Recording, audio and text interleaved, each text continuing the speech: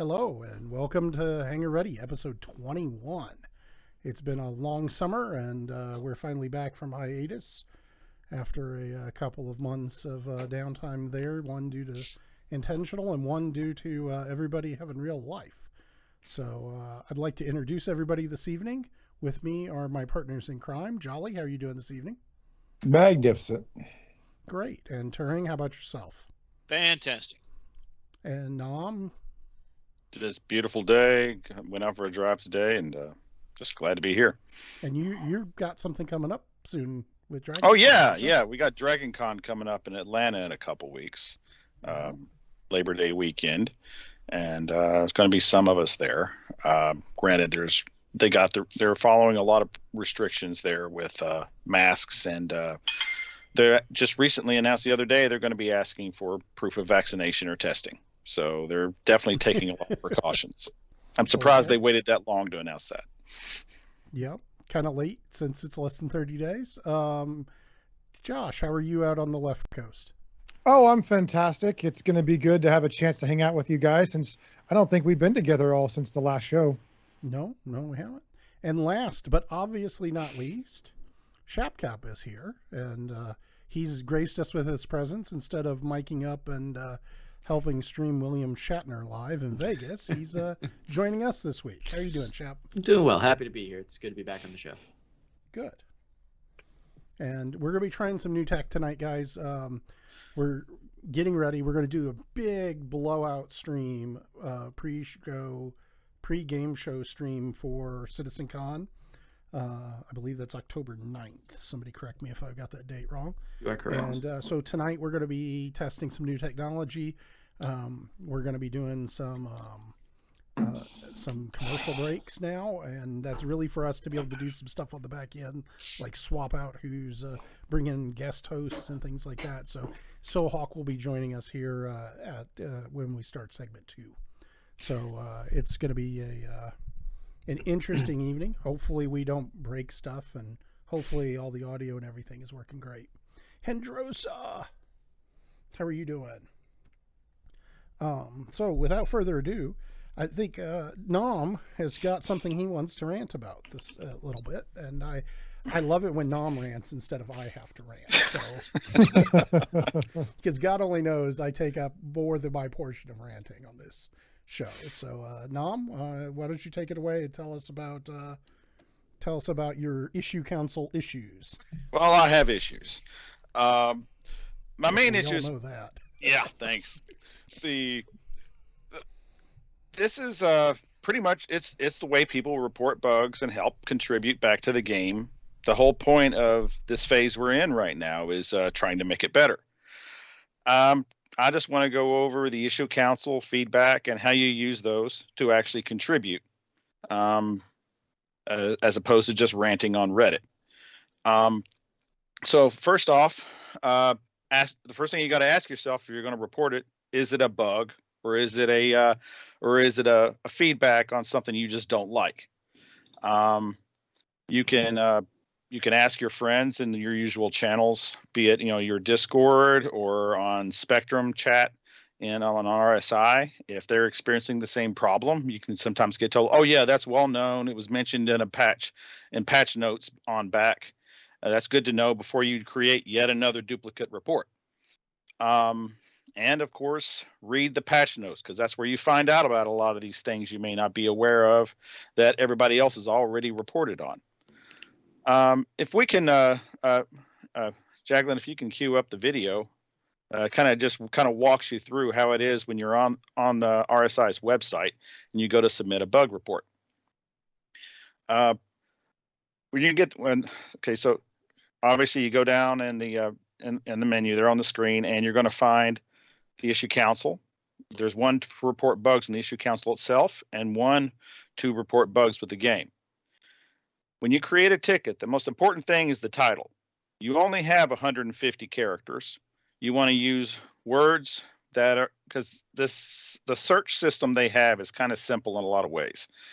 You want to make sure you use words that are commonly used, that think through what somebody else looking on the problem is likely to type into a search to find it.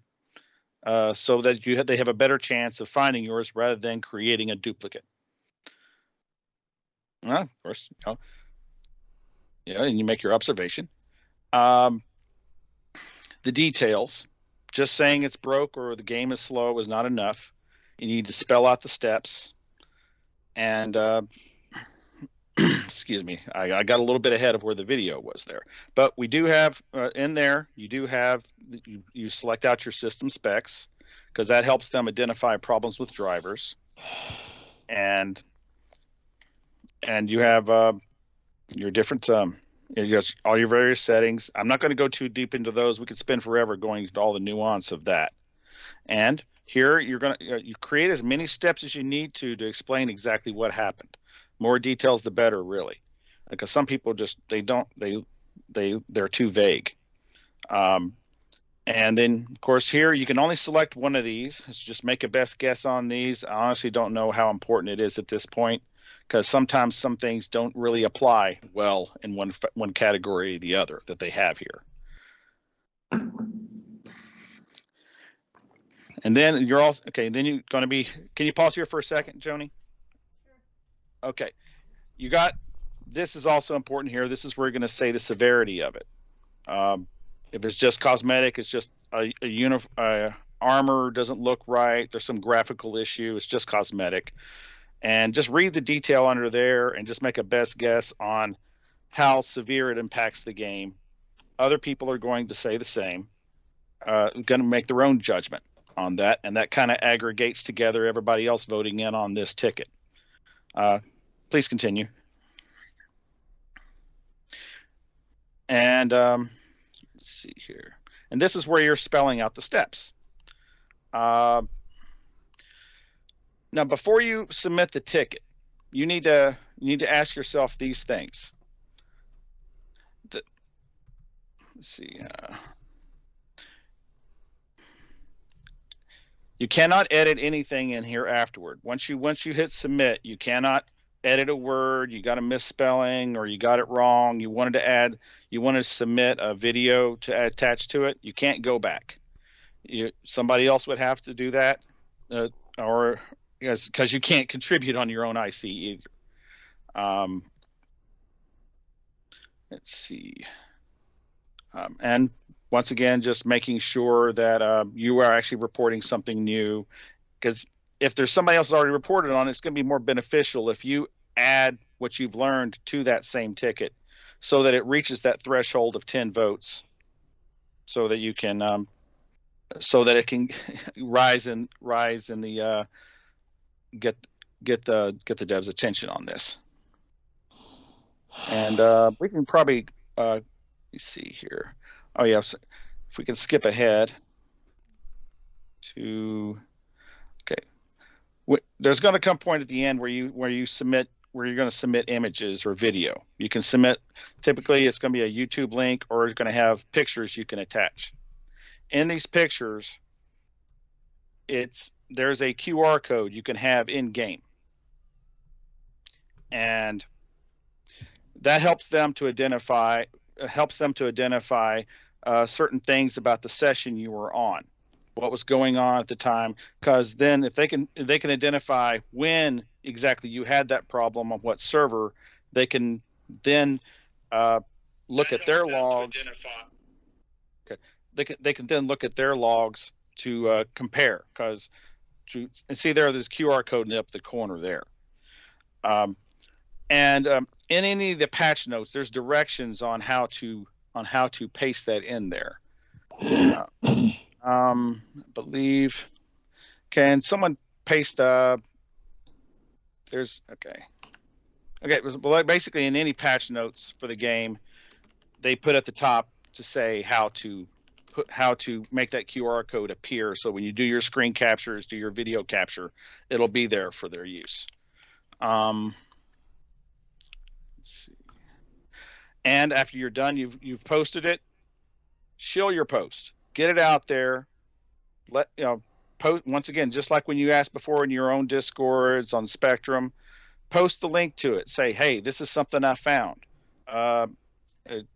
Just sometimes, because people will complain 100 times, and then only a few will actually bother to repost on whatever you've posted. So you got to point it out to people. And one of the things to keep in mind right now is that being in a big org helps because you can get your 10 confirmations with your eyes closed. Yep. Yeah. Right? True enough. Yes. True In enough. fact, good point, Jay. In fact, one of our members posted a problem with the Eclipse, something being blocked out on the HUD, and posted it for us, rest of us do. I have an Eclipse, so I went there, put it up there, and say, "Son of a bitch, you're right." So I was able to confirm it real easily. I don't have an Eclipse, but I somehow confirmed that it was right as well. Supporting your teammates. You were probably Oh, watching my. one of us at the time. Yeah. Yeah, I probably, somebody showed me Yeah. a screenshot or something. It's like, yep, that's broken. Yeah, the better you can shill it. I mean, the more you can shill it, the better. I've had one that was a money breaking bug. And I put it in the org. I hit it again 12 hours later. I put it on Reddit. I put it on the main Star Citizen Discord. And it got a dev response within 18 hours of like, hey, we're looking into this. Thanks for letting us know. So, Well, not only that, but sometimes when you're having that discussion in Star Citizen with your org mates, you might find a workaround for the problem. And God knows I've found them for all the different quantum bugs that are out there. that's very true also. Yeah, somebody has probably come across it and banged their head against the wall for hours until they found the workaround. So Yeah. large org plus one. Nam, I have a quick question. Going back to the QR code, how important is that we include that on our IC submissions? They seem pretty insistent that it's helpful. It does help them to better and better narrow down the circumstances around when a crash happened, or not when a crash happened, when a well, probably that too, because when you have a crash to desktop, it'll do a final screen capture, and if your QR code in there, that does help them to a certain degree in identifying things. As I play and I have that set, just in case I need to do something, you can see the QR code changing. It's And data. It's data. So I think it's a way for them to identify that segment that you're on at the moment that something is happening. So I think it's real important. I mean, I know the two things that I've heard that they want more than anything else is the QR code, and they would like video if you have it. Screenshots work, but they like the video piece because it shows exactly what's kind of happening around and everything. Is that kind of your feedback on it as well?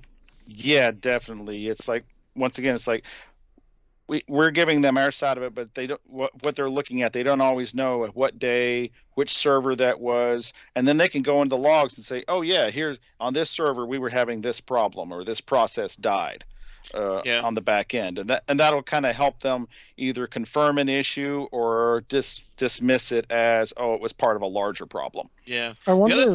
The other thing I think is important is when you go into your issue council, make sure you check what your computer specs are. There's a way for you to load your computer specs into the issue council so that they know your graphics card, your CPU, your amount of memory, and things like that. Because if you put something in, even if you contribute, it sends that data to them as well, so that they can see, is it happening across different platforms? Is it happening across different GPUs? It's very important that you check that. And if you change out your components or do something of that nature, because I'm not sure that the old pull in from your computer is still working like it used to. It gets some of it, but not all of it. It'll it'll know if you look at the game log file that's created in the Star Citizen folder anytime you run the game. It'll you'll see where it gets some basic information on the CPU, GPU, but there's other information they don't have. It's like the exact. Cool. You can even provide stuff like what's your bandwidth, what kind of ISP you have, and that's helpful. Like you said, there's a file. They give details in there on where to go for it when you go to create the specs, where you can go to DXDiag, and you can save a text file that has all that data for you, and you just upload that, and it gives them all that they need. Cool. I wonder what they get when we do the crash handler. When it's crashed and the little thing pops up on your desk and you can submit. I'm wondering if they get some of this information from that as well. They get they get a copy of the game.log, and from my understanding, they get a copy of the game.log, and they get a screenshot the very last second before the game crashed. Okay. So, one other thing I wanted to. Sorry, go ahead. I was going to say I'd be curious if anybody's tried to decode that QR code. Scan it and see what pops up. If it's just a jumble of data, or if it's even recognizable. I've been meaning to do that. QR reader. I've never thought of doing it. I'm sure perhaps maybe somebody in the chat has. But yeah, just curious to see what it says. It's just a bunch of gibberish that you need a decryption key to read, or is it? I imagine there's some other things in there, like your coordinate in the game and stuff like that. Right. No, they don't have those. We don't have navigation in the game. There's no waypoints. Stop it. Yeah. We know. There's no compass in game either. We have a compass now. So Nam, Namidius, with all your powerful knowledge on here, what do you think about the IC system? It's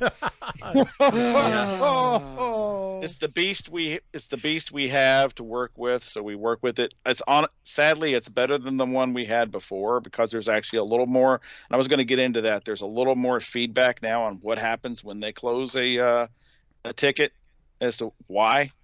But I just want to finish up a couple things. Why do this? It does matter. As Shapcat pointed out before, submitting these bugs, it does matter. They are paying attention, and it helps to make the game a better game and to get where we're trying to go, which is a finished game.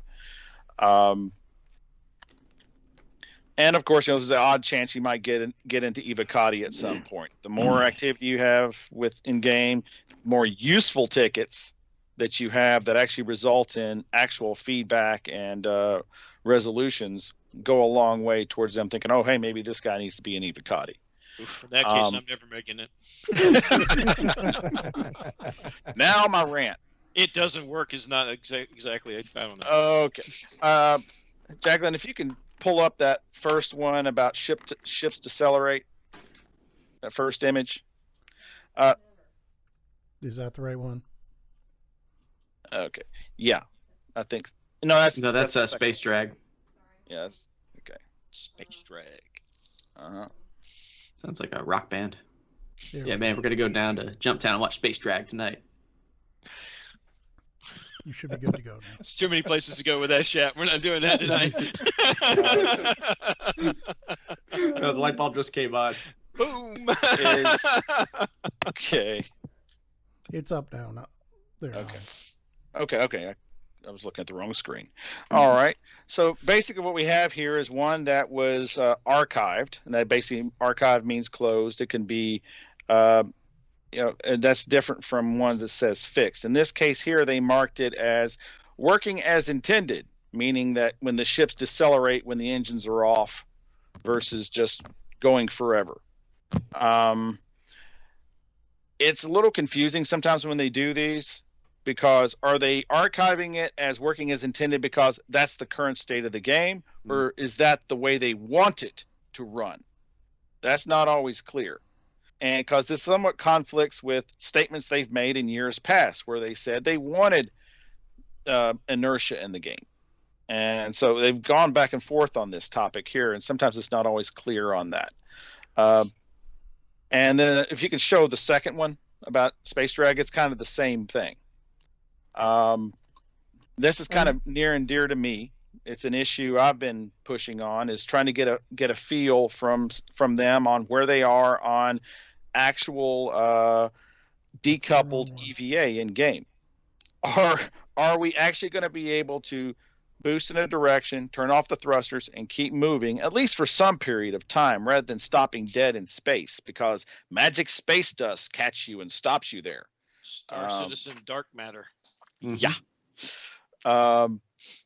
And this one was archived for the same reason. And I did notice that there's some slightly different wording there. They said, something to the effect that sadly it was, or unfortunately to something to that effect, that it was working as intended, and tend to submit feedback. And this is where feedback comes in important.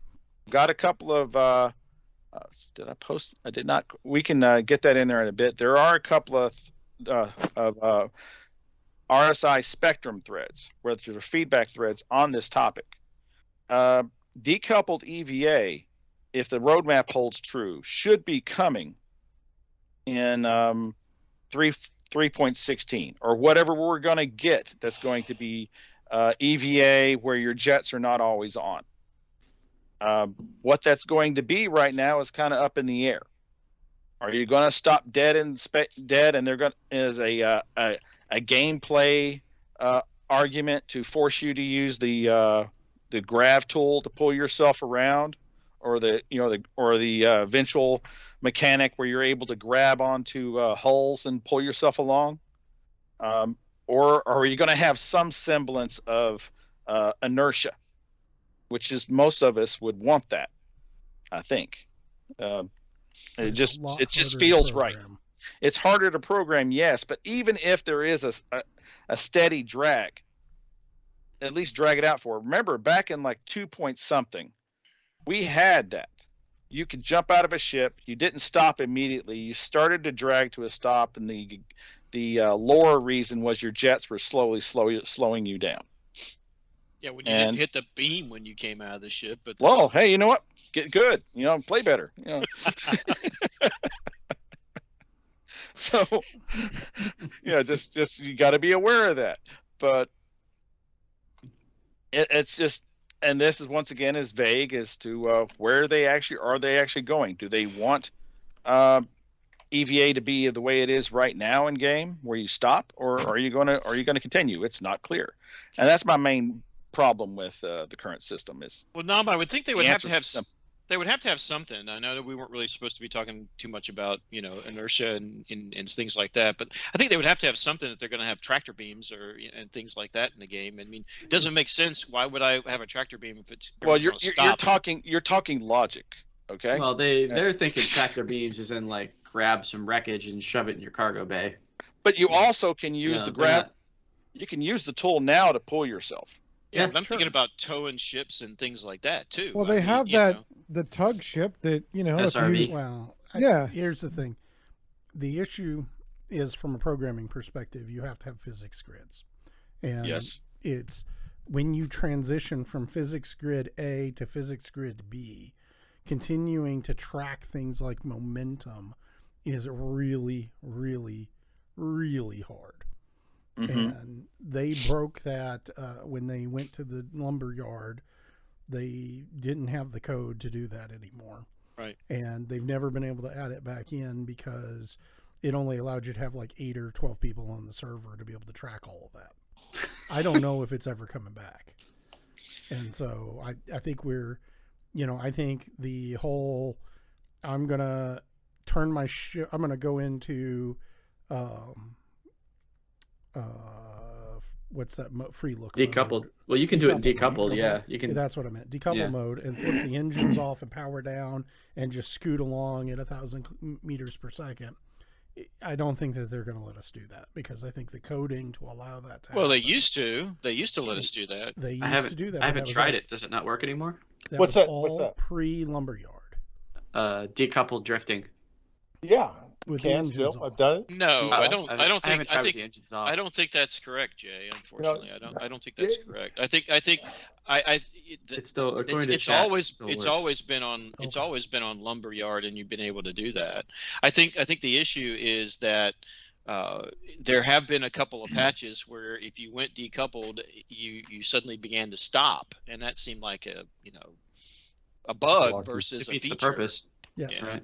I'm just saying the whole getting out of a ship while it's moving and moving along with it is really hard for most. Now you might be thinking of it when they start to revamp their physics grids, because they had to for the new MISC ships and a couple of the other things. They had to start looking at redoing those physics grids, and that may be where you're thinking that now there's some things that come in that dynamically they're not able to transfer information back and forth. But that's going to be a real problem just in and of itself if they can't do that. Is this why we're getting that issue where sometimes you go up the ramp of your ship, you get into your ship, and then suddenly you're just thrown backwards out of the ship? Is that a physics grid issue? That sounds like a force reaction issue. I've noticed that I eat shit 9 out of 10 times walking up the ramp on my Cutlass. I'm walking and I'll do like a full-on somersault when I hit the top of the ramp because I don't know if I'm Are your tripping or engines what on? the deal is, but I'll just and fall over or drop a box. If I'm carrying a box up some stairs, I'll drop the box and have to go pick the box back up and try again. Well, used to gravity would take over halfway up the ramp, so that's why EVA you face planted every single time. Oh, I'm talking about like landed ship on the ground. Just Yeah, I running know. up the ramp. I got you. I got you. There is a bug right now. I guess it's a bug. It's where I think it's part of force reactions, where if your engines are on and you're around the ramp area where the exhausts are, you got a chance of getting thrown on your butt on the ramp. And turning your engines off seems to make it happen less often. I'm not 100% positive on that, but that seems to be the case. That sounds like the old your vehicle won't bounce on the elevator if you shut it off. Anyway, keep those bug reports coming. You've got to have them. Yeah, please we're going on the keep the bug now. reports coming. And if they're when you mine, find upload a them. Important bug report like we're missing a lantern pod on our fighters. Make sure that everybody in the No, anything from Josh, don't ignore that. Just ignore that. Yeah, the big ones I see are like bug versus feature, right? And like label your reports appropriately, you know? And these days, Jay, it's the alt FLIR, not the lantern, but that's okay. Oh, okay. I'm sorry. I'm showing my age here. Wow. Targeting pod. If Well, I hear also targeting switched Who's from the picking up F6 cigarette to the butts F8 after the show? So if anybody feels as much as I do about the whole, and I understand Jay's argument about the software challenge, but it'd be nice if we have at least some degree of drift, at least for a short term. I'm not expecting to fire off a round from Hurston and it show up at Crusader someday. But but it would wow, be nice wouldn't that be something? You saw that, you know that one bit from Mass Effect where the gunny was telling them about where the round was going to end up, right? Yeah, Wow. that'd be a great story. Oh my god, could you imagine if they tried to track every projectile? Like you're just zipping around, mind your own business, and catch a stray round or He tank. wants to track every coffee cup that gets put down everywhere. Why not every bullet round? Yeah, Bullet rounds versus coffee cups. We should have a forum post. We could do a whole segment on that. Hey, I got it. I'll stand at Everest Harbor and throw a coffee cup, and Josh, you stand at Port Olisar. We'll see if you can catch it. And out. You wait. We'll film it for charity. Yeah. He'll be gone. He'll be gone for For lunch. science, brother. For science. All right. Whoever's running this, get back on. Okay, sorry. Me. Okay. Last thing I got is I got a couple of stats on the issue council just to put in perspective what's been going on there. The new issue council kicked off. Let's see, back in April or so, I think. And when I pulled the stats on it last week, there were over 12,000 tickets opened on it. 75% of those are archived. The majority of those being duplicates, not enough votes, or the devs actually marked it saying that they could not reproduce the issue. A small number are, like the ones I showed, are not a bug or working as intended. Like over 2,000 are 16% are confirmed, meaning they have 10 or more votes. That just means 10 or more backers have voted on it. That doesn't mean CIG has done anything with them. There could be a lot of duplicates in there too. 6% or like 771 are open, but they had less than 10 votes, and after 10 days they drop off. So that's kind of like the constant running open tickets that are probably going to most of those are probably going to drop off due to a lack of votes. And only 3% or 395 are marked as fixed, and like 26 total tickets at that point were under investigation. So that gives you an idea of what's been going on since April. So about 5 months or so of activity. So those unconfirmed ones, it's my understanding that at least some portion of those are due to like server-side tick rate and AI not getting updates or issues that causes. I think I saw one of their broadcasts where they talked about they'd be chasing things, they couldn't find them or reproduce them because the server issues caused some special issue in that instance that didn't repeat later. Yeah, I believe it. So, any comments, questions? But Yeah, real quick, I to be honest, I don't like the new reporting system. I like the older one better. But hey, so be it. I've adjusted to it. I'm reporting as I should. I just like the old system better. I agree.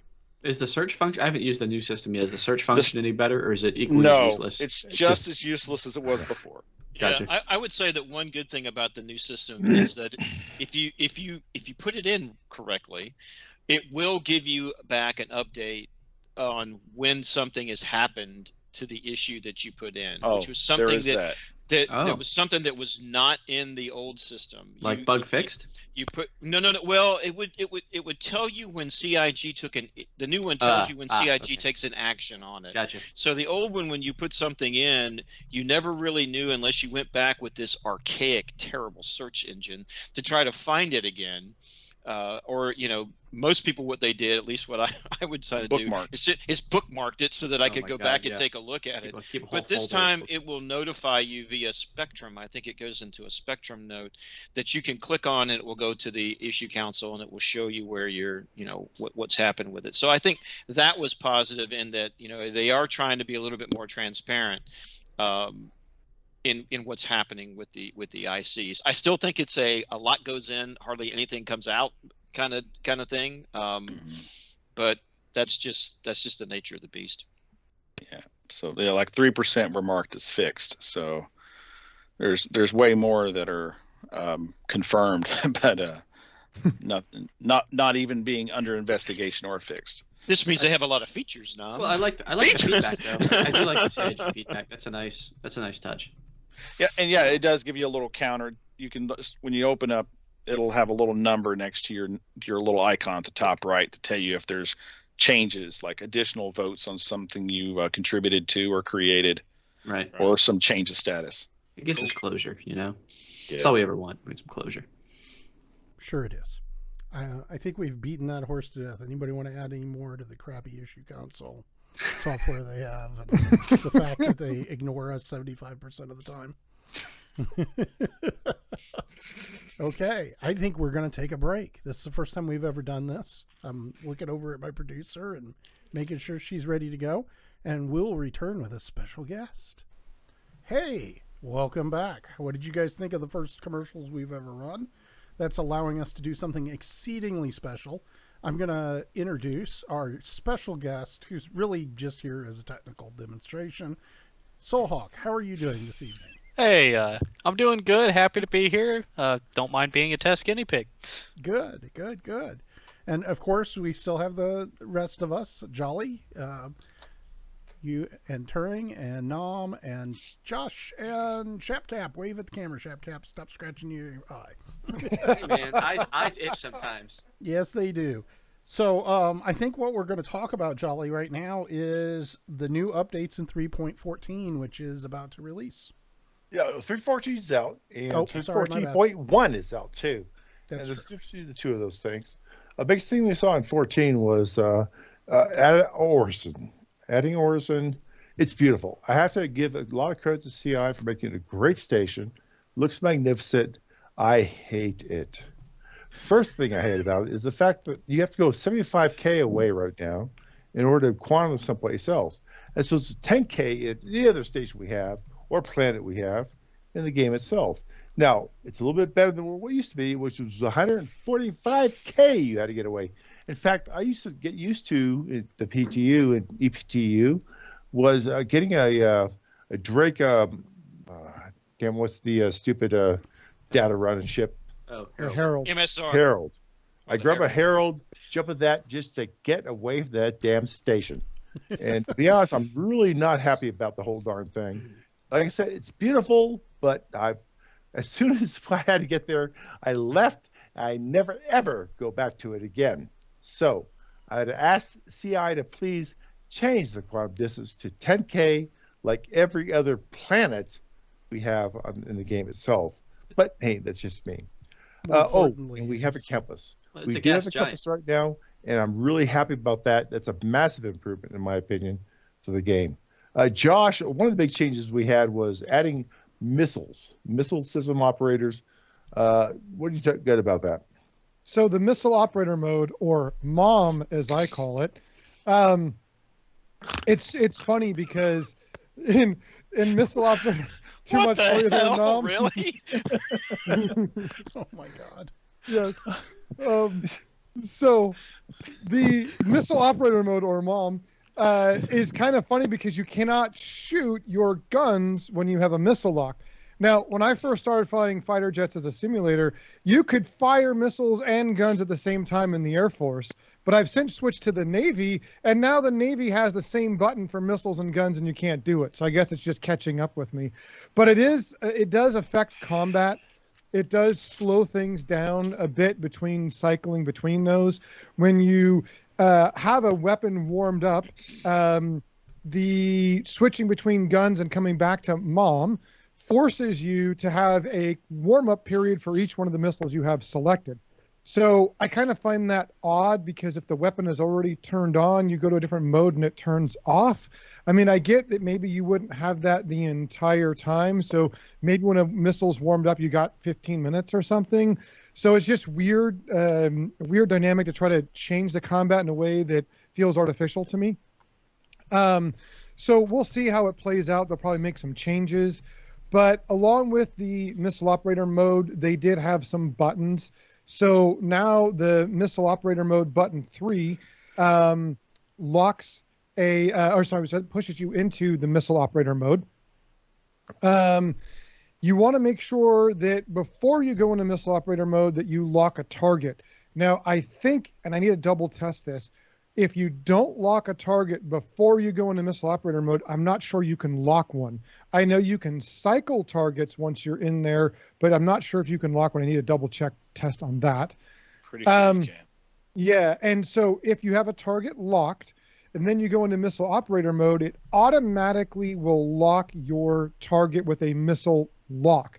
Now, one thing to know about this, the G key for a long time has been to cycle through the gimbal mode options, but now when you're in missile operator mode, it will add an additional missile. So you go into missile operator mode and you'll get one missile automatically warmed up.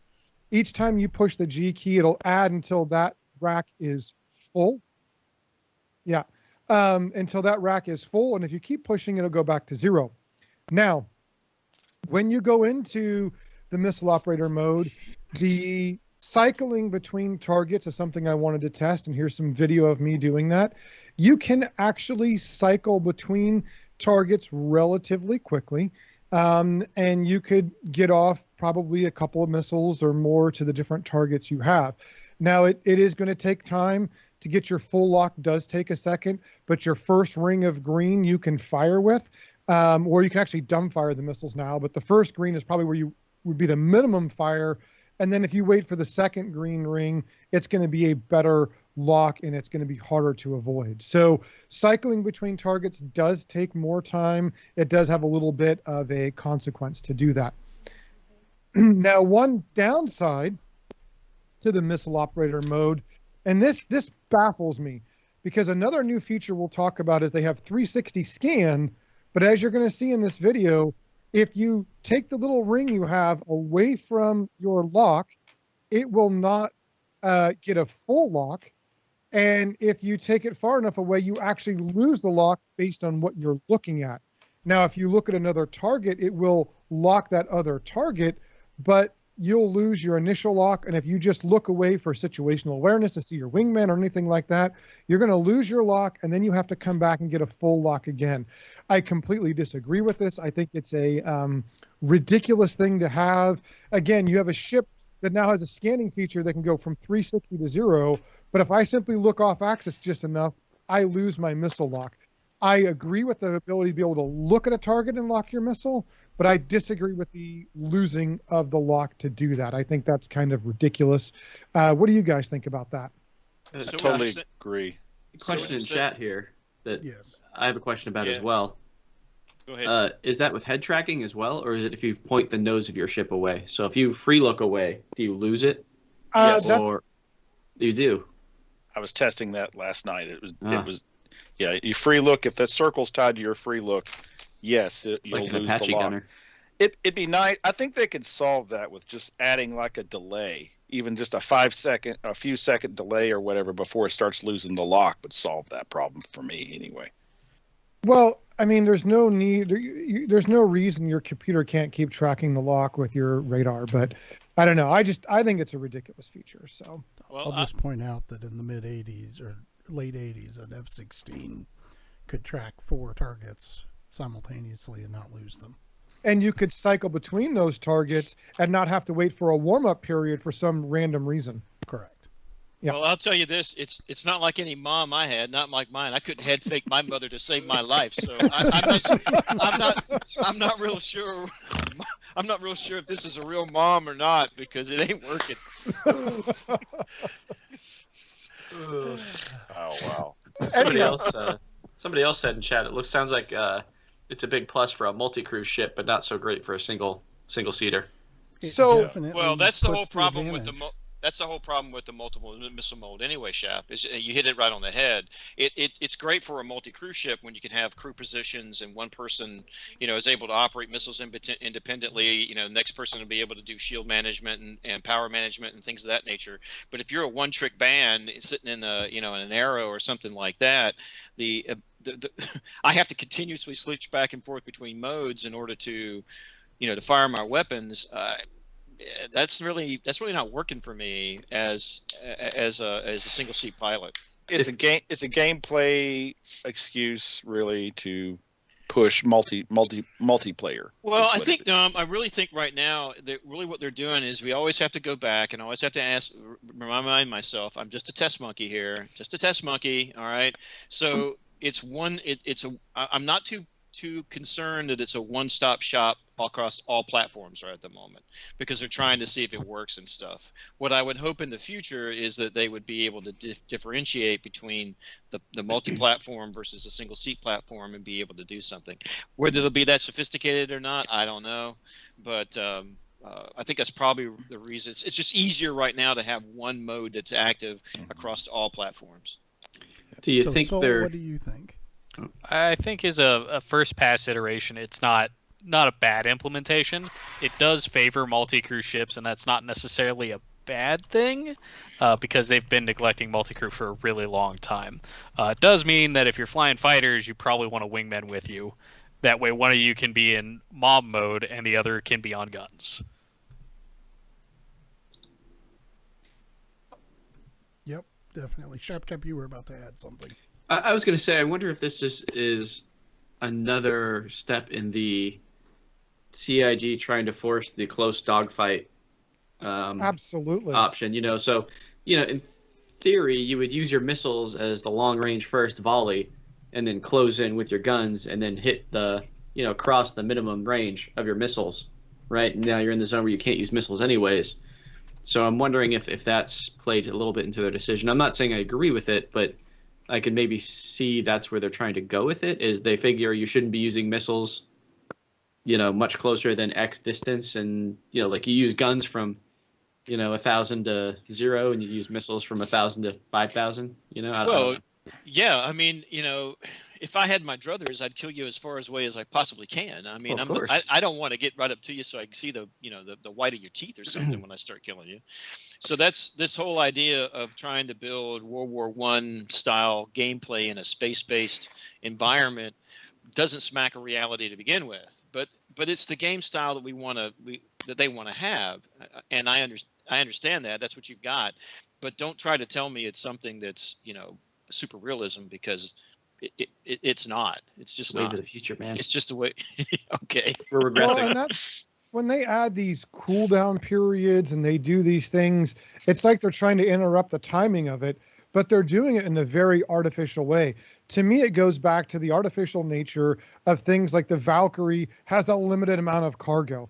Again, if you're talking about something and it's going to be something that affects gameplay, it needs to have some level of believability. I don't believe that the Valkyrie is going to be the most efficient cargo ship. So then additionally limit its cargo doesn't make any sense. It's got a bunch of wasted space on it. Just like artificially making the missiles spin up and have a, timered until you can use them when you switch between them. There's no sense to that in my mind. It is there to make it more about shooting with guns, maybe, or penalizing you. It's just one of those things that I think their vehicle experience team or their game experience team or whatever needs to take a look at and say, hey, how do we make it immersive? How do we not break it? They're really big about immersion, but when you look at things like this, it's really immersive breaking to me. Well, it's immersive in the world that they've created. I mean, that's the issue, and I agree. There's already a delay built in with the lock time. I can understand that, but if it's turning itself off every time I switch back and forth to mode, that sounds more like that's not the final working model. That sounds like a bug to me, or even if it's written that way in code and it's working correctly, it's not the correct way to operate that. But dropping lock when I switch back to guns, maybe, I don't know. But like you said, it's a different computer system. Most modern fighters can track things independently, and they can track multiple targets. It's 2951, man. Well, I mean, what the hell? So it's gameplay reason is what it comes down to. This is their artificial way. Artificial is the right word to use here, to give value to multiplayer. Because if you have multiplayer, that other person can be keeping that missile locked the whole time. I think it's like artificial. I think it's also like what Dak's saying in chat. I think it's a lot to have to do with balancing. It's easier to balance something like this than not. I mean, you keep everybody on the same playing field. So if I have my ship here, okay, and I am. Oh God, he's got the models. Yeah, I know. Thanks, Shopcat, by the way, for making these. Man. These first appeared on our first episode of the HangarReady Fighter Mafia. But anyhow, so if my gunner here is looking at a target over here, right, another ship or something, and I make a maneuver like this because I'm in combat and I'm going to be turning all over the dang place. According to the way it works now, we're going to lose that lock. So there is some level of, I guess, crew resource management you could use and talk about for additional benefits. But it's just so artificial that all you have to do is turn your ship. I'm coming after you, Jolly. If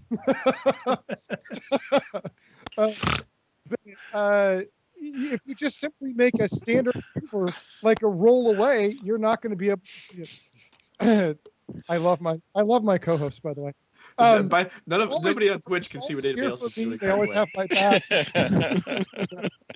Never try but Josh, question. Legitimate question. Yeah. Used to in the past, your turret gunner could decouple the movement of the turret, relative to the movement of the ship. So does that mean that they still break lock? Because if you decouple that movement of the turret, it should stay locked in that relative position that I'm pointing it. So unless I go gimbal lock with the ship. The turret doesn't have that reach, though. The turret can't look underneath the ship. No, I understand it, but at a 90-degree angle, I'd be able to. In a 180-degree angle, I should be able to. If I flip it, if he flips it all the way around so that the undercarriage of the ship is facing the target, then obviously I can't do that. But normally in the example, if I take my bottle and just rotate it 90 degrees, I don't have fancy models or anything, but if you just do it just a little bit, you should still be able to take that. Is it the movement of the ship, or is it the fact that you come off the target that blocks the arc that the turret can cover, basically? Yeah. Oh, okay. But you lose visual on the target. Should be able to remember where things are and track them. And look, computers have memory. Not to get too detailed into like fighter jets, but the current F-18 that I work with, you can actually set the amount of time it remembers a contact without the radar hitting it. So the radar is doing a big scan because we don't have 360 radar, and you lose your lock, which doesn't make any sense to me. So there's a memory that allows it to, if it doesn't see it for so many seconds, it'll go away. But within the time frame that radar sweeps back and forth, it should see it again and update or refresh that contact's information. So no matter what, I don't think that should go away. Now, if you had 50 contacts, yeah, maybe your computer's overwhelmed and you can only track the closest 10. That would make sense to me. But to lose your one single contact and it goes away just because you look away, it's baffling. Well, just remember, kids, in Star Citizen, the memory is 32 gigs, so make sure you've upgraded your computer. Otherwise, you're going to be dropping targets. Yeah. Yes. Well, Josh, don't worry. When they bring in the space AWACS, you'll just get your targets from that thing instead. You don't even need to lock anything. Isn't that the Terrapin? You just pew pew pew. No, so here's a question. Again, we're talking about today, 1,000 years in the past. An AWACS or another ship can actually communicate what it sees to another ship through a data link. So I would hope that, I could get donor information from other ships to... Josh, to be honest, I'm still hoping for sunglasses, okay? Yeah. So it's something interesting, if during Invictus, if you happen to figure out a way to sneak onto the bridge of the Javelin, they actually had a big giant 3D holo of the area around it, with faux targets tracked on it. So, I don't know if they're actually going to go there or not, but somebody was thinking about it, is all I'm saying. They talked about doing something like that. It would have been like 2 years ago. Yep. Whether or not that's still on the roadmap, I mean, that's anyone's guess, but I know it was discussed at some point. Yeah. Well, most of their new features they talked like 2 years ago, so. Yes. But yeah, they definitely wanted passing off targets between. They can't even get that inside a ship, let alone from ship to ship right now. So. Soon TM. Well, I can send you some sunglasses, Jolly, but I got some here for you just in case. Night vision goggles next. Wow. Oh, you're boy. jumping from you're jumping there. It's okay. Yeah. Asking a lot. It's forgotten technology in the future. Oh, that reminds me. The ping, the new ping.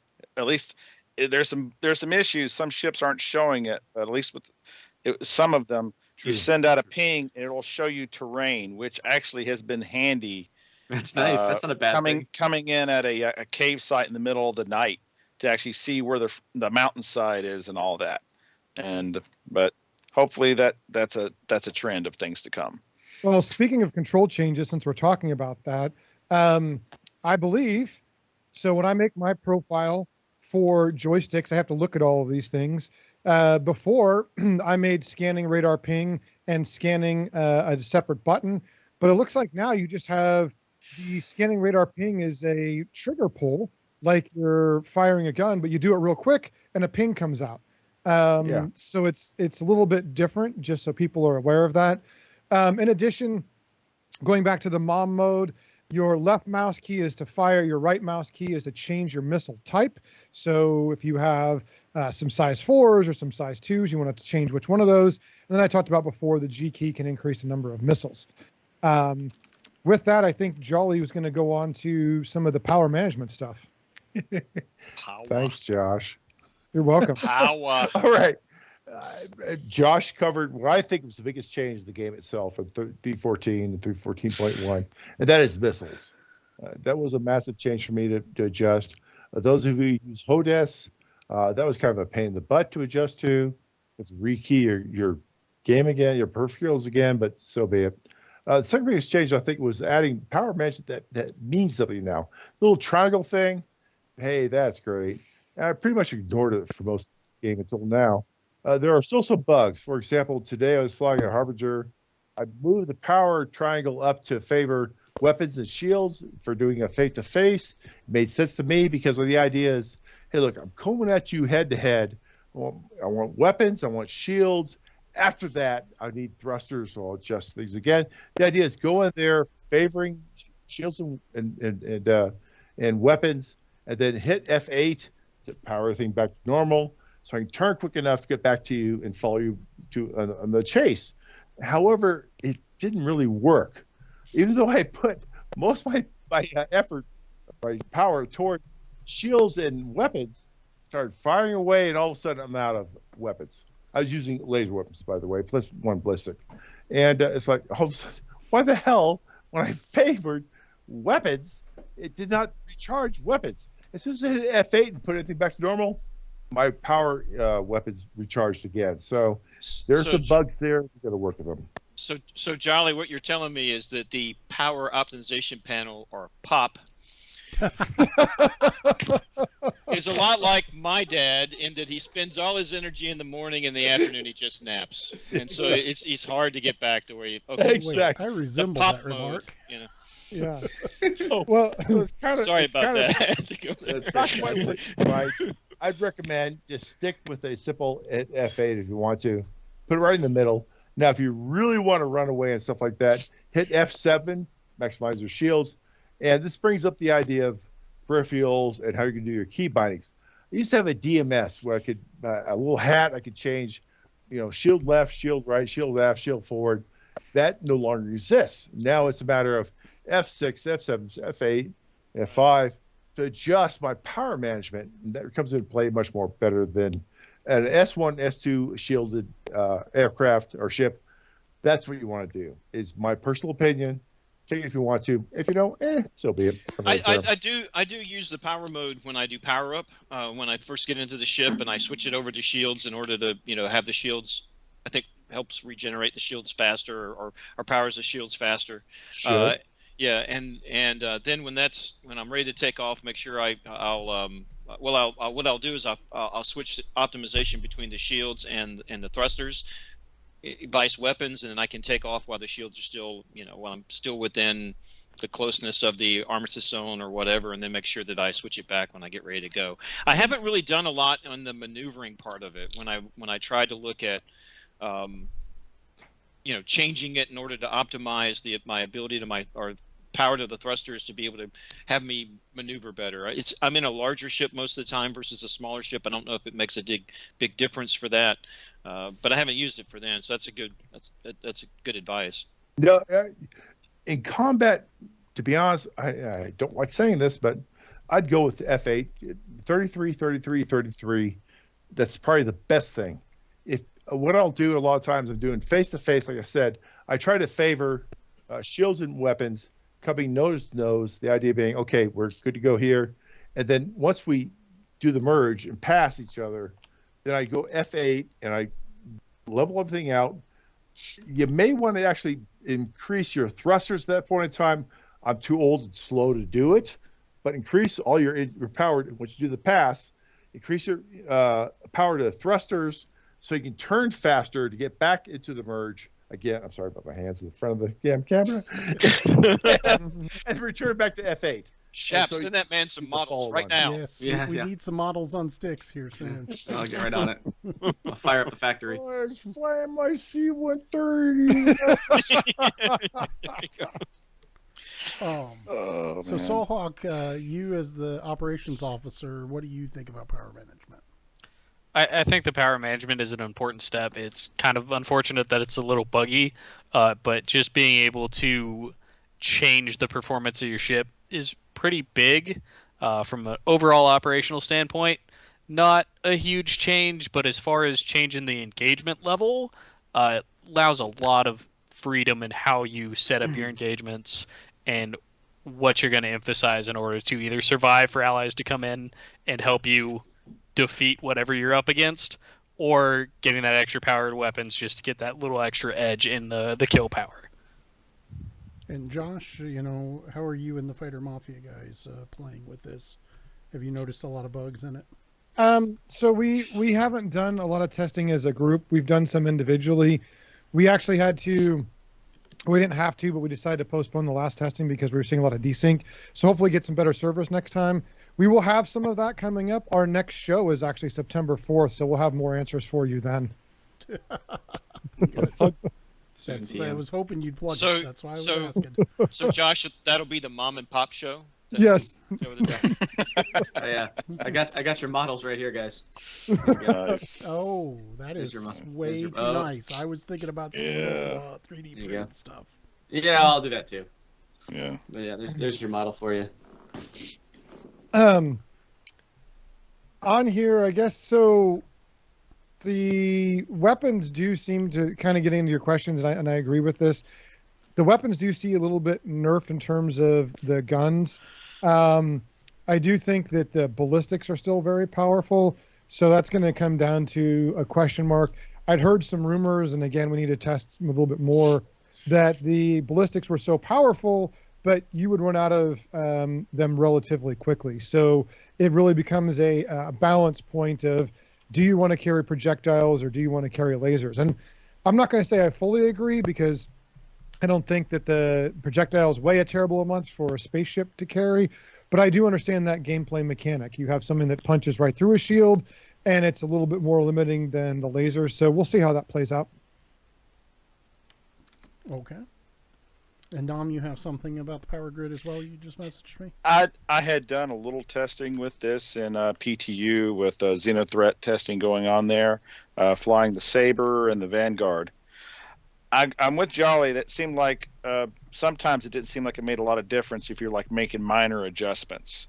I had tried where I got a hat on my stick mapped to the to correlate with positions of the triangle, and I would hit it all to weapons, do a couple taps to shield to put it 50-50 between those two, and then put it a little bit back to engine. So it ended up putting it 42-42 for shields and weapons, and like, what was it, 17 left or 16 left for the thrusters. Honestly, I did notice any real difference in that setting and just going 33 across all around. However, when I'd be in a fight, I was coming in on a target, I knew I was going to be getting a good strafe on a good firing time on them. I'd just slap it all to weapons, and it did make a significant difference. And a lot of times I was able to kill a target rather than have to make another pass to finish it off. So it does matter there. You got to remember to hit it back to F8 after you're done, because if you forget about it, suddenly your shields are down and you're wondering why. So Or they're it definitely matters, but really it only really matters for me if I'm putting it 100% to any one thing. Yeah, and I've seen it where you put that to engines, and all of a sudden your laser bullets or ballistics or whatever we're going to call them now, rounds maybe, Beams. Won't recharge if it's all the way to one direction. So I do actually kind of like that gameplay mechanic, that you can manipulate that, but there are consequences if you're not paying attention. Mm-hmm. I agree completely. So Hawk, you notice I know there's one new ship in the game now. What do you think about the Constellation Taurus? Have you gotten to play with it at all? I haven't had a chance to play with it yet. I like the Constellation series, or I want to like the Constellation series. They're That makes one of frankly us. my favorite line of ships. Not that there's not problems with them. It's interesting to see the cargo variant. I want to get in and play with it a bit. I just haven't had time. It should be a pretty good cargo hauler within the limitations of the Constellation frame. Okay. Jay is very quiet compared to the rest. That seems odd. I'm usually really loud. I was going to say you're loud to me, Yeah. but I mean, Yeah, you sound good to me, but that may be our internal mix. that may be our internal mix. Joni, Yeah, move up probably. my mic just a hair bit. Let's see. No, in OBS. I agree though on wanting to like the Constellation series. I really like the Phoenix. I have a Phoenix Emerald, and I really like the inside of it. I think it's a nice little plush touring vehicle. I have not had an opportunity to play with a Taurus yet. I don't know if you can rent them anywhere yet in game. I don't own one, and I'm not planning on owning one unless it does something amazing. I like the Freelancer Max just fine. Well, there's already two things that it does beyond the Freelancer Max. Right, sure. It can carries hold more cargo, yeah, yeah. and it has a secured compartment. Yeah, I get that. I'm just saying, I just move normal cargo. I don't get into any of that shady business. But I think the only Connie I like right now is the Phoenix. The other ones, I don't. For me personally, I don't want the gameplay that the other ones offer. I'm not really the exploration guy, and I'm not looking to get into missile fights. So I just kind of want to cruise around and look at stuff. Maybe do a little exploration, but nothing serious. I can do that with the Emerald, or the Phoenix Emerald. The Phoenix is really nice. Yeah, Yeah, That's it is. probably the only Connie that's worth flying. it's like the Learjet. It's like the Learjet of It is. Connies. It's very Boost very capital. plush and allows you to transfer quite a few people in with seats and the whole 9 yards. yeah, but you can It's- have water stay in a hot tub, but you can't track your targets if you look off of them. I'm just saying. Yeah. It's a space water. It's special. It's Your hot special tub space has water. water in it, because the one in Yes. my emerald doesn't have water in it. So It should have water. One day it'll have water. it doesn't. Well, I mean, the Soon. Taurus has the same weapon loadout, and pretty much the same weapons as the Aquila does, with the exception it only has one turret versus. Well, actually, the Aquila only has one turret as well. So it's basically the Aquila platform weapon wise. It does have 168 SCU compared to the 96 of a regular Andromeda, or 120 of a Max. So in my opinion, it's a good mid-size cargo, mid-low size cargo vessel that you can get it. I have a a soft spot for constellations. They were my first large ship that I had in the game. I do like the way that they, believe it or not, I like the way they look on the outside. The inside could use a pass, and it's going to get a pass. It's going to have to put the facilities and everything inside it up to what the CIG ship spec standards are right now. But as far as the actual outside look, and yes, they need to get rid of the braces and all the other things that are on the front window in order to make it, struts or whatever it is, struts, braces, it's shit in front of me. So, you have to get rid of it. But the cargo bay itself, it's a little elongated. So I don't think it's twice the length of the Constellation Andromeda, but it is a little bit longer. So you can carry a little bit more vehicle-wise in there than you would on an actual Constellation. So I really like the, and the hover piece of it. That's a mechanic that's in the game at the moment, and it does it well. The Constellation, one of the things that CIG, and I know all my co-hosts know that I rat on it. I am the skeptic in the crowd. Hi, I'm Turin Atmos. I'll be playing the skeptic on tonight's show. But one of the things that they do well in Star Citizen is the feel for the ships. Whatever they do visually, with both visual and sound put together, it really does make you get the feel that you're flying a larger ship. And the Constellations, to me, kind of bring that home, which is one of the reasons why I like the Connie as a series. Yeah, I agree. It's definitely something that the Connies, especially the Phoenixes, look nice. I just don't like it takes so long to get in and out of the ship. I was going to say, the reason Jay doesn't like the Constellation, because it takes so long to get in and out. Well, it was the first multi-crew, right? Way back when. It was. Well, the Drake, the Cutlass Black. The Cutlass Black. Technically, that's not a multi-crew. Technically, it's multi-crew. It's a garbage scowl. But the whole, here's a cargo ship. 80, the front whole 50% of it is waste. Is this tiny little sleeping area and bridge, and I just think they could have set the ship up in a better layout. That's all. I like the Connies. I had the Andromeda. It's now a Merchantman. I upgraded it. I'll probably go back and buy the Connie again. Now, keep in mind, 314, they kind of nerfed the Connie a bit in terms of maneuverability, so keep that in mind. The Taurus, hey, that's great. It's a Connie that carries cargo. I can find a better cargo ship myself. I prefer the Max of the Taurus, even though the Taurus can carry more. The Max is easy to fly. It's an easy one-person ship to fly. So, I'm passing on the Taurus. I'll probably rebuy the Andromeda again, just because I think it's cool. That's about it. I agree. Aquila sucks, by the way. I'm sorry. It's always a Phoenix. Tell us how you really feel, Jolly. The Phoenix is a bourgeois. Do a hot tub crap. Think about it in the damn game. Look, ladies and gentlemen, rant incoming. So y'all know I only play this game to go to the bar. Jolly didn't have his nap today. Oh my. So, one other quick note before we move on here. Xenothreat is back in. You can play the bad guys a little bit in it, and that looks pretty interesting. It looks like weekends only on those missions. Is that right, Nom? We don't know yet. Okay, Xenothreat Nighttail's mission is back in. However, Xenothreat, we think this may be a weekend thing. We don't know yet. Right now, it's not clear. Xenothreat you knew before. That's pretty obvious. I thought it was coming back the 25th of August, which is a possibly. Wednesday. Well, I'm hearing different things. So let's wait and see the whole darn thing. Yep. It sounds like it's coming back next Wednesday. I will note, Xenothreat the last time was Phase 1, the cargo thing, and protect the Javelin. And then Xenothreat 2-3 was pure combat. And now they're trying to make the whole thing together again. So hopefully they'll do it. We'd like to do an org operation with it.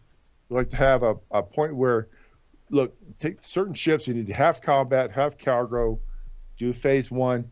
The cargo pilots that go become combat pilots, get new ships, come back in, and we go fight again. So wait and see how that. Nine Tails, I'm sorry, I know little to nothing about. Gnome, I think you get more information on that than I did. What do you got? I played it a little bit. I've played a little bit in PTU. Basically, it starts out with Cruel One is under interdiction by the Nine Tails, and we're talking like you can QT in there, but you have to fly out like few hundred kilometers. I forget what it is now, before you can get outside the bubble and QT out. So the initial first phase is they're asking people to bring supplies to the station, and at least when I played it, you weren't getting shot at by anything, so it was kind of slow and boring during that. But and then so you're resupplying it, and once they've reached a certain threshold there, then it's going into the fight. But the big difference between this and other things is you can be on either side. People who have a criminal rate can have a crime stat can choose to ally with the Nine Tails and fight against the players and the Crusader security. And so, yeah, I honestly haven't played it a whole lot in live, so I can't really speak to it much beyond that. But that's pretty much the extent of it as I understand it. I've heard rumor there's some earnables for participation. Yep. I don't know if that's Nine confirmed Tails? or not. I don't know. Well, I would assume that if you get them for helping the Navy out, that you'll also get one for the Nine Tails as well. Yeah, you have. I don't know if you'll have to choose, dark side, light side, and you'll get one, or if you can play both sides and get both. I don't know on that either. It's all tied to the reputation system because at least when it is visible with Xenothreat. Where just like how with the rankings for like Bounty Hunter, you go to the different levels, you get different bonuses and all that. With this, you get rankings with the Civilian Defense Force, and each ranking you get one more piece of an outfit. The CDF flight suit and different pieces of armor. So there's something that'll get allocated to your account once you finish the once you reach a certain ranking in your reputation with them. Do they have in the live? Do they have concept art of that so I can decide if I want to work for it or not? I have not seen anything on it at all. That's the big question is we don't know what it looks like. Okay. Moving on. Space whales are in the clouds of Crusader. I don't think any of us have seen them, but reportedly they're there. Anybody seen one yet? No, but I'm salty that my plushie space whale has not arrived yet. I know you're salty about that. Ordered it at the same time. Turing, you want to kind of take us through some of these continuing issues that we found that are still plaguing us? If not, I'll go through them. Do you not have your show notes up? I have to scroll down and scroll. I'm waking up from my nap. Yeah, thanks. So I guess some of the continuing stuff that we still have, it's 30 Ks. I mean, they're out there. I mean, they happen. I don't know about but currently they're not too bad. I don't know who put that on there, but in my gameplay, about 90 minutes is pretty much all I've been able to master without having some sort of disconnect or some sort of 30K or something of that nature. I don't know if anybody else has been able to. I've had one 30K so far in 3.14.1. Okay. Just one. That's good. The 16.8 or 1608 errors. I don't really know what that is. I guess that's something on server side connecting to the client. Is that what that is? Yes. So you try logging out and logging back in again, and worst case character reset. I mean, I'll just I'll just say that, when you read the patch notes, and the first 3 to 4 lines are all the disconnects that you possibly can encounter in the game, you might just want to be leery about what you're doing. And I really would like for CIG to, we are test monkeys in doing this, and if character resets are your means for getting around some of this, I would like for CIG to offer a little bit more starting cash so you can buy back at least a portion of your stuff, if you go through the process. I understand why they're not going to make it a PTU type 15 million for everybody, but because they don't want people buying ships that are persistent within the PU. I got it. What are you typing about my name up here, man? We have some live editing of the show here. So anyway, I would to get back on topic. I would like for them to give a little bit. I would like for them to get a little bit more starting cash in order for folks not to feel so, anxious about having to go through the character reset process. Because if you go through that and you continually lose your stuff, after a while that kind of wears on you a little bit, and you just don't want to go through the process. The same thing happened with the prison problem that they had in this last patch. If you went to prison, you had to do a character reset to get out of prison, and so that was, and for me personally, until they fix that, boom, I don't want it.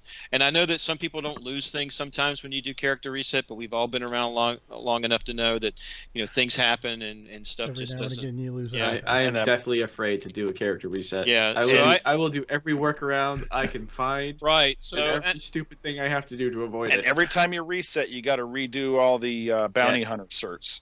Well, yeah. Yeah, but I mean that's all part of the testing. I just don't want to lose process, stuff, man. I like my stuff.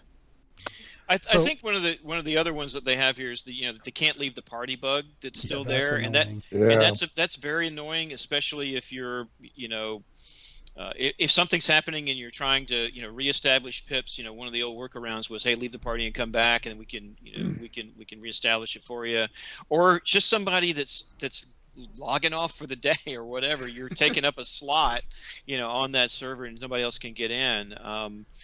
That kind of went hand in hand a little bit with the only have 50 people on your list, and sometimes you can't see those people anymore. I know they fixed that part where your friends list is now there when you go into the launcher, and you can rebuild it. But the party bug thing is that's kind of weird. Okay. And then the one that gets me the most, I think, is the quantum bug. Here's my big problem with the quantum bug piece. I understand that it's very hard to program and do all this kind of stuff, but it's extremely difficult for me to test your product if I can't get around the universe. If I can't travel from point A to point B, and if my quantum drive is going to come on and off in random times, it's not going to work. It's not going to, I have something called obscured if all the way across the galaxy, if I'm trying to get a target and it's obscured and it's because some stupid asteroid's between me and there or something like that. If you have to use the world's worst game map to try to plot your your route and your computer, which now that I understand it can't keep track of more than one target at a time, no wonder it can't plot me around a planet. But so the whole problem with the quantum bugging system to me is it's game breaking enough for me that I don't want to play sometimes, and I'll just be honest with you. Yeah. If I can't get from point A to point B, I can't test your I don't mind having to go in and run bounties over and over again. I don't mind having to go in and run the new missions like Xenothreat and Ninetales, and even when they came out with the trifecta box versus the direct box, that's fine. But if I can't get from point A to point B, I can't test your product for you, and it makes me not want to come in and try. I haven't completed a multi-jump quantum in I don't know the last 5 or 8 attempts. One of those quantum jumps will fail, and I'll have to do one of the workarounds where you go 90 degrees off axis, you turn off your quantum drive, turn it back on, and so it just, you get into a rhythm, you start to enjoy it, and it comes back. That the quantum bug is probably second to me than having a targeting pod or this new missile look off and you lose your lock thing. Well, and I'll hand it to Soulhawk here in a second, but here's the problem. This quantum bug has been here reliably driving us nuts since 3.6. Mm-hmm. The bug, they have not fixed it. We're not talking about it's a new bug. It is quantum, group quantum in particular, has been foobarred for 3 years now. And it doesn't seem like they're making a lot of progress. So what are your thoughts on group quantuming and quantum bugs?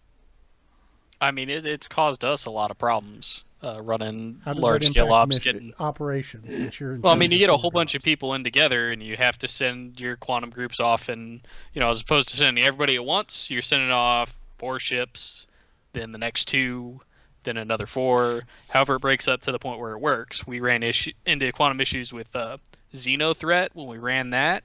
Yes. We ran into it basically every mission we've done for the past 2-3 years. We've had major quantum bugs on. It's just the fact of life for us. I have a saying that I tell everybody that when you go into Star Citizen, it takes 30 to 45 minutes just to get where you need to go. And if your first 30K is 90 minutes out, you can do the math on how much playtime you're actually going to do. Exactly. I've noticed. Sorry, Jay, real quick. I've noticed that I have less of a problem getting from A to B. Typically, my quantum works every time, and I'll have a stupid obstruction that I sometimes have to jump to a moon and then jump to where I want to go to clear it.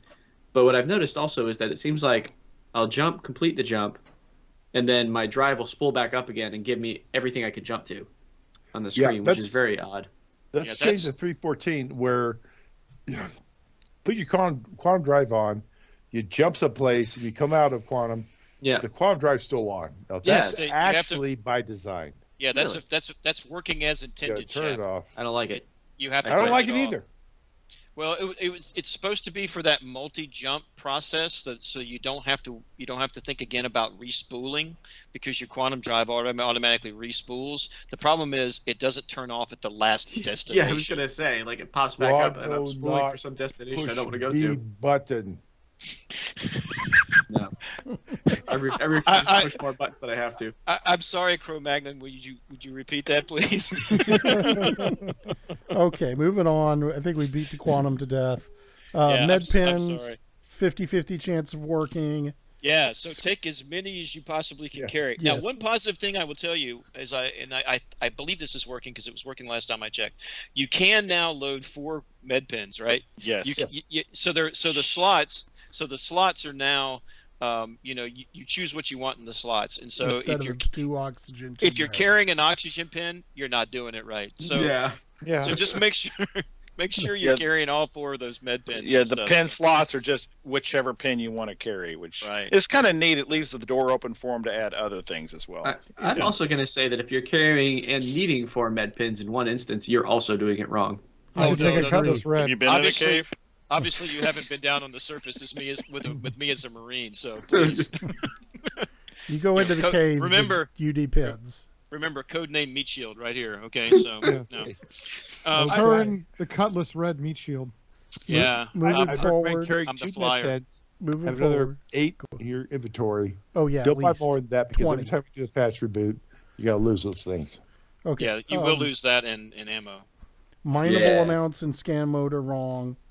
Yeah, that's a real problem because mining is one of the really only big 3 gameplays that you have on a consistent basis right now, and so with it being bugged where you can't see the minables, it makes it extremely hard to go out and actually engage in that gameplay. It does. It definitely does.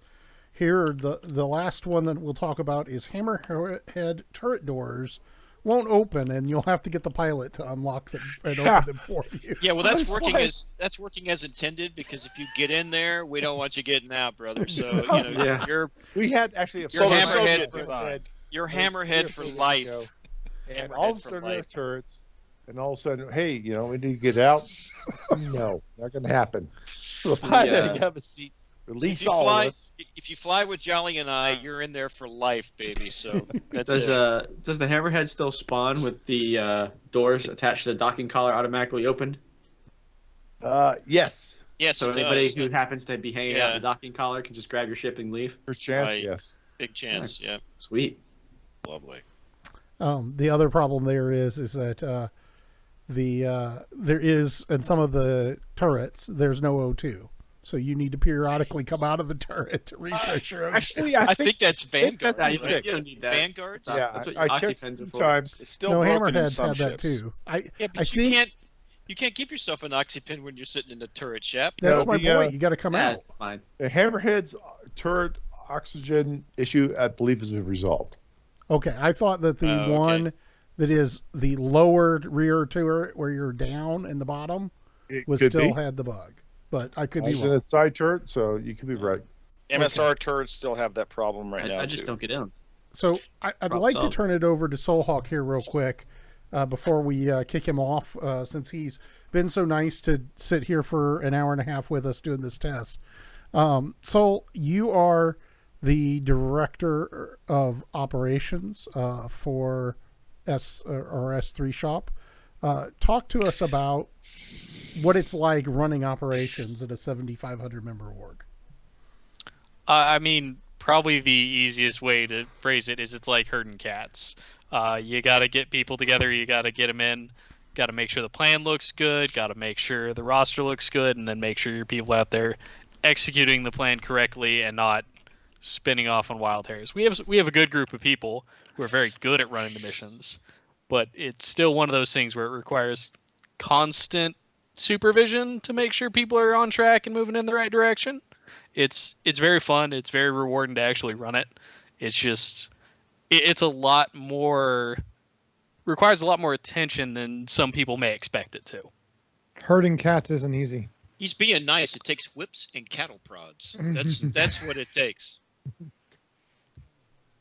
As the former head of As the S3. former head of S3 knows, yes, that it Yes. takes whips and cattle prods. Yeah. So I think with that said, guys, I think we've covered all of the big items here in 3.14.1. I think we're going to take another commercial break and say goodbye to Soulhawk. Soulhawk, wave goodbye to everybody as we go out to commercial break. Thanks for having me. Thank you very much for helping us test this technology. Guys, when we come back, I think we're going to answer questions. So if you have questions, throw them up in chat, and we'll see you back here in about 3.5 minutes. Thank you. Hey, guys, welcome back to Hangar Ready. With me are my 5 cohorts in crime, Jolly, Turing, Nom, and Joshua. Joni's hitting the wrong buttons. Wave, Josh. And then finally, last but not least, Shapcap. How are you doing, Shap? Hey, glad to be back. So have we seen any questions in chat that we should answer? Anybody have any questions? Nothing noted in chat. Okay, so answered it basically they're just making Monty Python references and Yeah, yucking it up with us. yep, a little bit of that. Okay. I know it's a long Nothing show wrong tonight, with Monty Python. guys. We went a little long, but we're trying to get some of the new technology working here. I just want to take a second and talk to you guys about what we're trying to do over the next couple of months. We're really planning a really cool 2-hour pre-CitizenCon show that we're going to be doing, and then a short post-game show. And we're going to have a lot of people on. Shapcap is working to get us a number of folks who are visiting different Bar Citizen events and members and stars and other people in the Star Citizen community who will be joining us for short little talks about different subjects during that show. And we're really trying to step up our game. So the thing with Soulhawk tonight looked a little weird, but it was us trying to get used to the ability to add guests while we're streaming. Normally we and the guys will tell you, and you can show all of us, the guys will tell you that normally it takes us like 20 minutes to get everybody on and get everybody's audio where it needs to be. And so we wanted to test it, in a 2 or 3 minute break, can we pull some random person in and get it working. And I think it worked real well. What do you think, Jolly? I agree. I'm happy that Saul was able to support us for this, and we'll see how it works out for the CitizenCon. You guys, please join us for that pregame before CitizenCon. We don't know the times yet. We will eventually, and so it should be a full day of learning something new about the game. Yep. Shapcap, you're kind of heading that up here with HangarReady and ADI. Can you kind of give us a breakdown of what your vision is? Yeah, guys. So basically what we're going to do is we're going to have, a nice discussion about kind of what we're looking to see at CitizenCon, what we hope we see at CitizenCon, expectations. We'll do a little bit of a recap of the last year. We're going to bring in some special guests, from the Star Citizen community. We'll have, hopefully, if bar citizens are happening, which I'm pretty sure they will, if some watch parties are happening, we'll bring in people for some quick cameos from watch parties around the world. Of course, as we can find the people to do it. But basically, the whole idea is we're going to build up the anticipation level basically through the roof, and then roll right into the CitizenCon presentation. And then once CitizenCon is over, we'll take a couple minutes, not too long because it'll be late for some folks.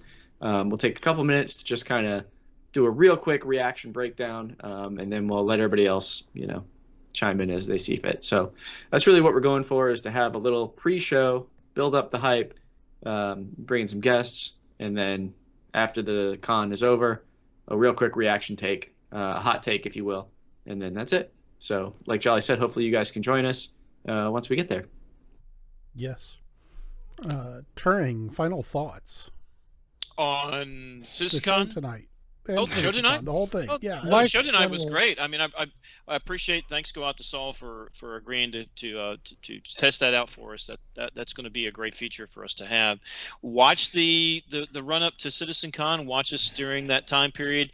Don't do it just because you want to you learn about ADI. Don't do it just because you want to learn about Star Citizen. But do it because it's on my birthday. So please, please do that. Yes. So make sure. Cake. I thought cake would be a fire hazard.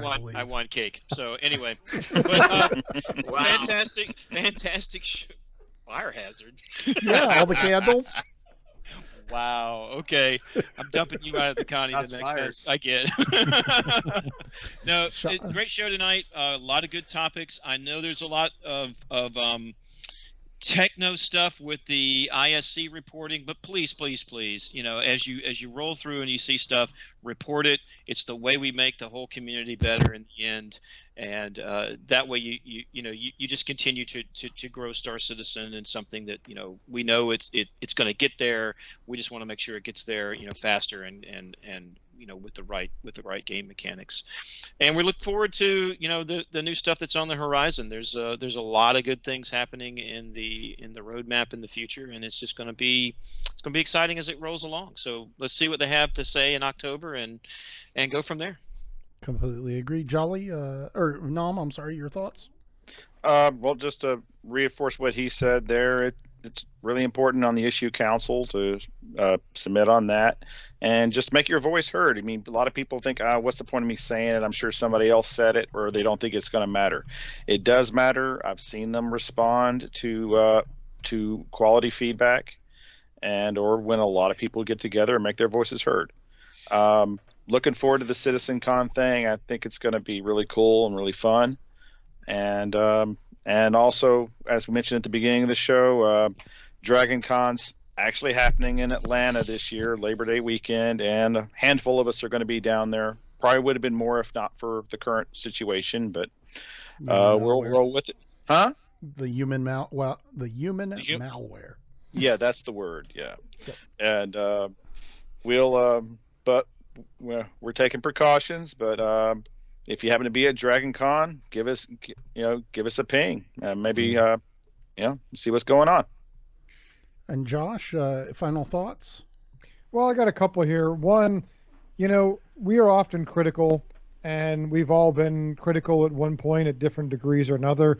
All of us are here because all of us are here because we believe in Star Citizen. We believe in the vision. We want this game to work. So the feedback is a formal way to give that communication to them. I think that all of us here are not just invested in money in the game, but we've all put in a significant amount of time, whether that's into developing our org or putting together this show. So all of the stuff we have comes from a place of passion and interest. And I just hope that that translates and people understand that when we talk about these things, certainly we're critical and want things to be done different. And there's some things that frustrate us, but it comes from a place that we want this to be the vision it can be. Definitely. Now, with that, I think the last thing I'll say is, again, if you didn't catch the first episode of Fighter Mafia, we will be having another episode on September 4th at 2 p.m. Central Standard Time. All of our guests will be there. The topic is talking about how we work together as a team when we're fighting with our org mates and the benefits that brings. So please come along, have your questions, and we hope you enjoy that show. Yep, and that will be here on the HangarReady Twitch channel. Yep. So, Hey, and real quick, Jay, final comment. If the CitizenCon broadcast doesn't go well, we're blaming Shap. yes, Shap is Fair enough. all to blame. Shap Cap, final thoughts. Yeah, another great show in the books, I think. I will say this. One of the coolest things, if you haven't figured it out by now, I travel a lot for work, and I usually miss the big events in game. So I've missed Xenothreat last time.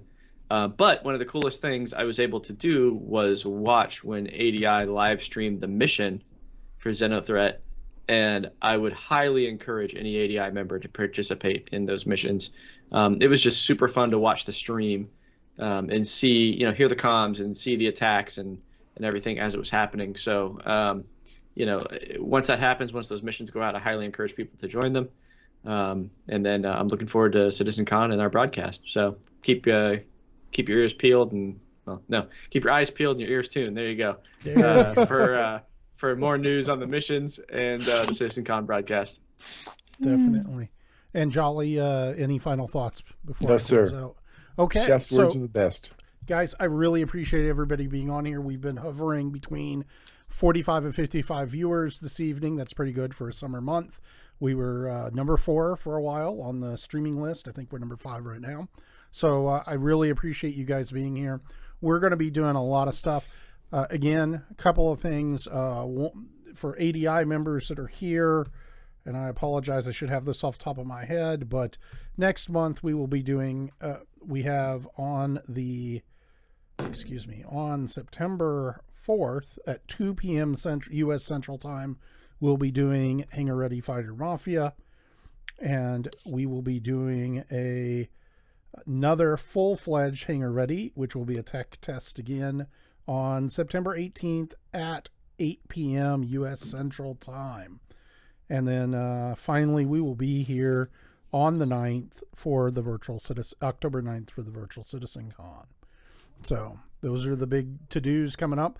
I hope you enjoyed this. We'd love to know if you have any input or anything you think we could do better. We'd love to hear that. I hope you enjoyed this because it's, we don't do this for money. That's for sure. It's for fun. I got a raise. Wait, you guys aren't getting paid? No, none of us are getting paid. Oh, wow. You didn't look at the fine print on that contract, did you? I'm getting paid. I'm getting paid. I don't know what's going on. I'm getting paid, but it's not in currency. I can tell you that right. So, and here's the hilarious thing. I want to go and say Nom and Josh and Jolly worked on the show most of the show rundown. No, mainly. Nom was Thank you. definitely out there. And here's the thing. Nom had twice as much material as we ended up going through. And huge shout out to him because I was busy. We were being the Borg a little bit and onboarding having a whole new org join us today. And, Borg, what the hell's the difference? Yeah, something like that. Anyhow, the point is Nom really and Josh and Jolly all stepped up, and everybody here is part of the team. It's not just one of us, and I really am thankful for my 5 co-hosts and Soulhawk, who was so gracious to join us tonight to help us do some testing. So thank you very much, and we will see you. Fighter Mafia will be here in 2 weeks, and we'll see you 4 weeks from tonight. Everybody have an absolutely wonderful night. Bye. See ya.